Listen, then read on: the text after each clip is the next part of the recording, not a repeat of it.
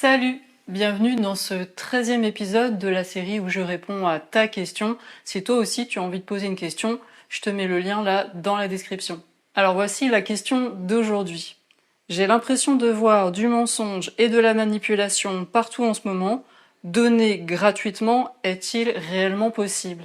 Si par donner gratuitement tu veux dire donner sans stratégie, sans avancer ses pions, sans être dans une forme de préméditation, de dire voilà, je te donne ça pour obtenir ça, parce que tu vas faire ça, en essayant de forcer les situations et d'obtenir ce que tu as voulu et pensé au préalable sur l'action des personnes, sur leur comportement, sur ce qu'ils vont te dire, sur ce qu'ils vont te faire. Alors oui, évidemment que donner sans préméditer tout ça et sans être dans cette forme de manipulation, évidemment, ça c'est possible.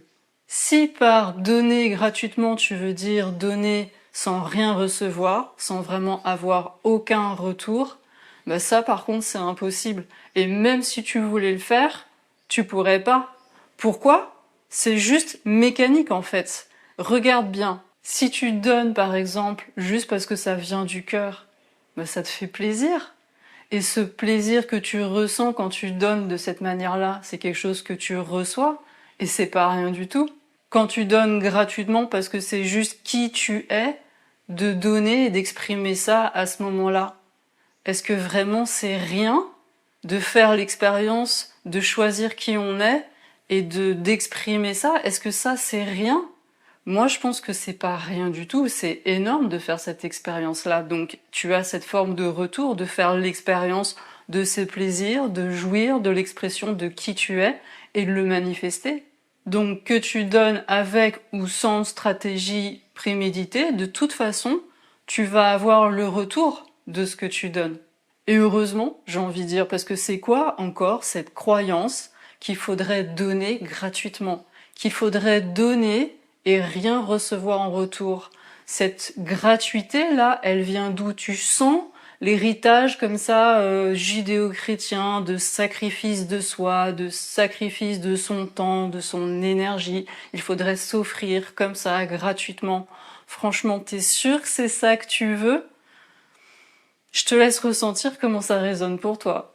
Donc si tu as la sensation qu'il n'y a plus de dons gratuits, si tu as la sensation qu'il y a de la manipulation partout, moi ce que je t'inviterais à faire, si tu as envie de sortir de là, c'est à prendre un miroir et à regarder dans quelle situation, dans quel contexte, sûrement inconsciemment, mais peut-être consciemment, tu manipules peut-être aussi un peu les situations, les autres et la vie. Non pas pour te juger ou pour te blâmer, parce que ça va pas t'avancer à grand chose, mais juste pour prendre conscience que déjà, premièrement, non, tu n'es pas une victime, tu n'es pas une sorte d'oie blanche entourée de plein de méchantes personnes manipulatrices, vraiment pas. Il y a fort à parier que tu joues en réalité sur les deux tableaux, même si tu ne l'as pas vu, le manipulateur et le manipulé. Je sais que c'est pas du tout agréable d'entendre ça, mais en même temps, si tu veux vraiment sortir de là, il n'y a pas 36 solutions. À un moment donné, il faut ouvrir les yeux et reprendre ses responsabilités.